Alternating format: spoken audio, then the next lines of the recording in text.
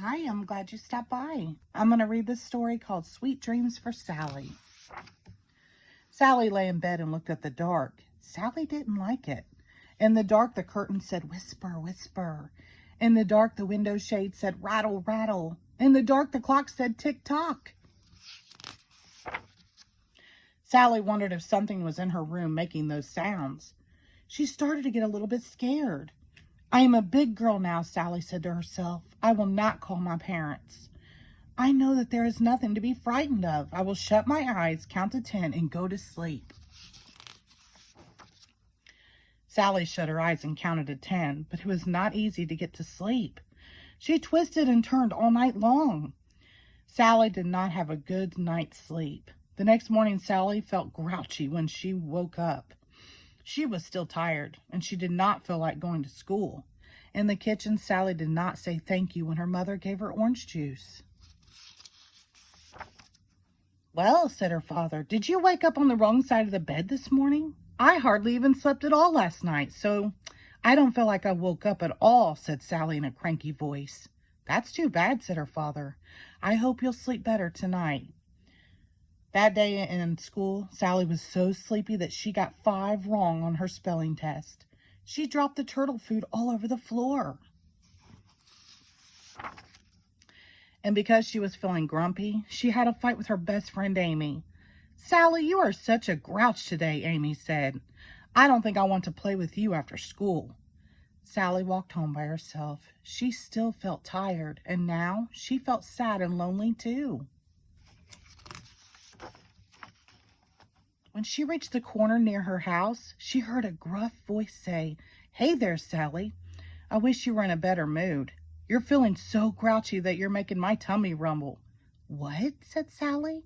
She tried to find where the voice was coming from. She looked all around and saw no one. Then she looked up, and there in the branches of a big oak tree was a little blue bear with a frown on his face and a rain cloud on his tummy.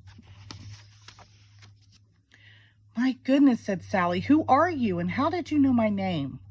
"My name is Grumpy Bear, and I know your name because I know the names of almost everyone who is feeling grumpy. I came to see you because you seem to have a bad case of grouchitis. I can tell because it's making my tummy rumble. Listen."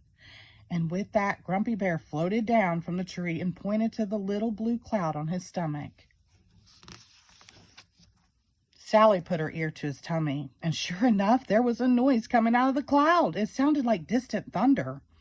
Now, when my stomach starts rumbling, someone really needs help getting rid of the grouchies.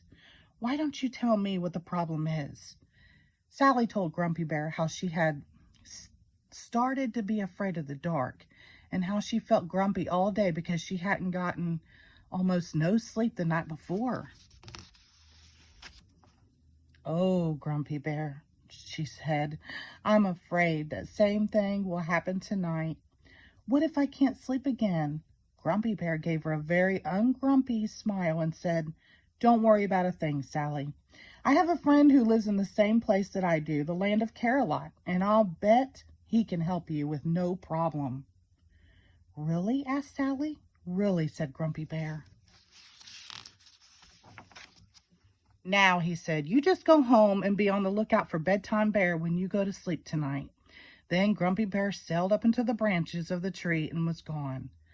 Sally felt better after talking to Grumpy Bear. She wondered if Bedtime Bear would really help her. That night, Sally's mother finished reading her a bedtime story. Then her mother switched off the light. She said, "Sweet dreams," and left. Sally was alone. She lay in the bed and looked at the dark. What was the white shape in the corner? Where was Bedtime Bear? Sally flipped on her light and called for her father and asked, "Can I have a drink of water?" "Of course you can," answered Sally's father, "but then you will have to go to sleep." After Sally's father brought her the water, he said, "Sweet dreams," and switched off the light. Sally flipped on the light again, called for her mother, and asked, "Can I have a good night kiss?" Sally's mother smiled. "Of course you can." She kissed Sally, then she said, "Sweet dreams," and switched off the light. Now Sally had been given everything that she needed, a bedtime story, a drink of water, and a goodnight kiss. But all that was not enough. It was dark, and Sally didn't like it. The dark wasn't cozy. It wasn't friendly. In the dark, Sally's pretty lamp didn't look so pretty. In the dark, Sally's wonderful doll didn't look so wonderful. Where was that bedtime bear? Sally was starting to feel scared again. All of a sudden, something landed on her bed. Sally sat right up, and there at the end of the bed was a bear with a moon on its tummy. "Are you Bedtime Bear?" Sally asked. The bear winked and said, "You bet your buttons I am. Grumpy Bear sent me." Do you really live in a place called Carolot? Right you are. At least, that's where I live during the day. But just remember that when the moon comes peeking into your window at night, I'm usually around somewhere making sure that someone gets a good night's sleep. Now, I know that you are starting to feel afraid of the dark, but I think I can help you. If that's all right with you. "I'd love it," Sally said. "Well, first of all, I want to show you that there is nothing to be afraid of. See, your lamp and your doll are just like that. They always were.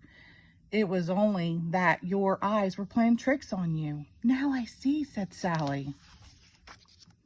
"All right, then, lie down, close those pretty eyes, and I'll get to work." Sally turned her cheek into her pillow, scrunched her knees up into her chest, and Bedtime Bear sang her a lullaby. While he sang, Bedtime Bear was busy working. He stopped the window shades from making sharp, rattling sounds. He stopped the curtains from making soft, whispery sounds. He stopped the clock from making loud, ticking sounds. And Sally fell asleep. The next day, Sally really felt good. At breakfast, she smiled at her father. In school, she spelled every word correctly, and she and Amy made up and were friends again. That night, when it was time for bed, Sally hopped right under the covers. She told her father that she did not need a drink of water. She told her mother that she did not need a bedtime story. "Just give me a good night kiss and switch off the lights," she said. Sally was hoping that she would see Bedtime Bear again. "Sweet dreams," said Sally's father. "Sweet dreams," said Sally's mother. Then they both left the room. While she waited for Bedtime Bear, Sally looked around her room. Tonight, her pretty lamp looked as pretty as it always did. Tonight, her wonderful doll looked as wonderful as it always did. Sally knew that she wasn't afraid of the dark anymore.